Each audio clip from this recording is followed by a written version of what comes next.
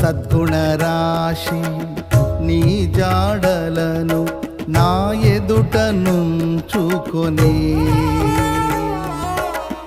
గడచిన కాలం సాగిన పయనం నీ కృపకు సంకేతమే.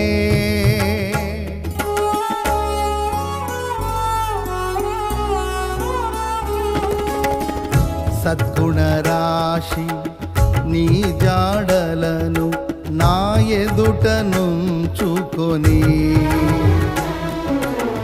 గడచిన కాలం సాగిన పయనం నీ కృపకు సంకేతమే.